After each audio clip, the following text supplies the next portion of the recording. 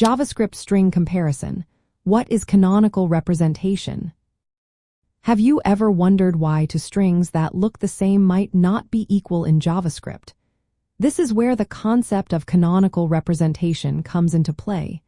It ensures strings are compared accurately, especially when dealing with different forms of characters. In JavaScript, canonical representation means having a unique and standardized form of a string. This is essential when comparing strings that may appear identical but are actually composed differently. For instance, the character EQ can be represented in two ways. It can be a single character or a combination of two characters. This difference can lead to unexpected results when comparing strings. JavaScript offers various operators and methods for string comparison. The strict equality operator compares two strings character by character. It returns true only if both strings are exactly the same in sequence and length.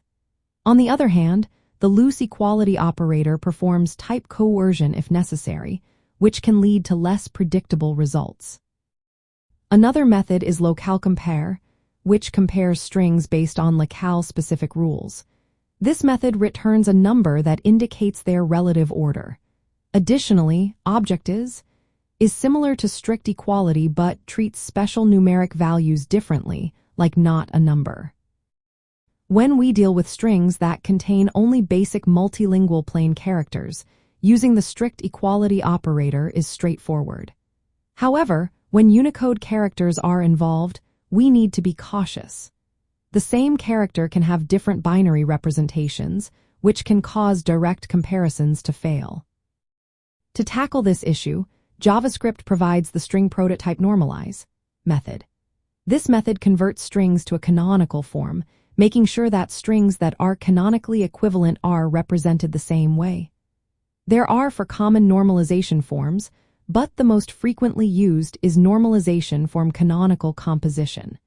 This form composes characters into their single character representation. Let's look at an example.